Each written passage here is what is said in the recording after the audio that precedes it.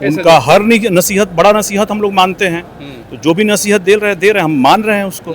अभिभावक है, उनका आशीर्वाद है, उनकी नसीहत को जो बोल रहे हैं मान रहे हैं। बिल्कुल मुझे लगता है कि लालू यादव जी की अगर कोई लेगेसी को सही तरीके से आगे ले जा सकता है तो वो तेज प्रताप यादव जी ही हैं। उनमें ही लालू जी की जल्द नजदीक है। सीट बंटवारे को लेकर के आप लोगों के बीच कोई बातचीत हुई एनडीए को लेकर? हम लोग के बीच बातचीत चल रही है। आने वाले समय में ये बातचीत पूर्ण हो जाएगी।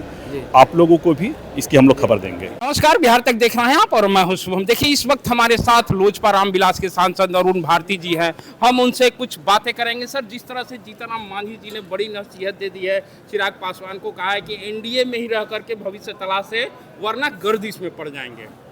उनका हर नसीहत बड़ा नसीहत हम लोग मानते हैं। तो जो भी नसीहत दे रहे हैं हम मान रहे हैं उसको। अभिभावक है, उनका आशीर्वाद है, उनकी नसीहत को जो बोल रहे हैं मान रहे हैं।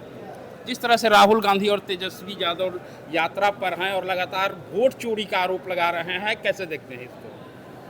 देखिए, राहुल गांधी जी ने पूरी बात बताई नहीं है। जब महाराष्ट्र का चुनाव आया था तो उसके बाद इनकी पार्टी ने वहां वोट चोरी और चुनाव खारिज करने के लिए वहां हाई कोर्ट में केस किया था। वहां से उनका केस खारिज हो गया। उसके बावजूद भी अनर्गल आरोप लगाते रहे।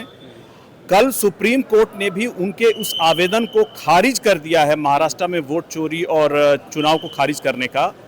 तो आप ये बताइए, फिर राहुल गांधी जो झूठ बोल रहे हैं, जनता में बरगला रहे हैं, जिसको जनता ने नकार दिया, अब कोर्ट ने भी उनको नकार दिया, तो ऐसे नेताओं के बारे में क्या करना है? देखिए, भ्रष्टाचार के इतने सारे केस हैं राहुल गांधी के ऊपर और तेजस्वी यादव के ऊपर कि उन लोगों को एसआईआर समझ में नहीं आता है, इन लोगों को सिर्फ एफआईआर समझ में आता है। सर, बिहार की सियासत की बात करें तो एक तरफ तेजस्वी यादव मुख्यमंत्री बनने की होड़ में आए, वहीं तेज प्रताप यादव ने भी ऐलान कर दिया है निर्दलीय चुनाव लड़ने का, और वो भी कहीं ना कहीं मुख्यमंत्री की बात रख रहे हैं कि हम भी मुख्यमंत्री बनेंगे। कैसे देखते हैं इसको? बिल्कुल मुझे लगता है कि लालू यादव जी की अगर कोई लेगेसी को सही तरीके से आगे ले जा सकता है तो वो तेज प्रताप यादव जी ही हैं। उनमें ही लालू जी की छवि दिखती है, उनका हर गुण दिखता है जो लालू जी का, वो तेज प्रताप यादव में दिखता है। और मुझे लगता है कि अगर तेज प्रताप यादव जी मजबूती से चुनाव लड़ते हैं तो भविष्य में उनको लेकर के बहुत अच्छी उम्मीदें हैं।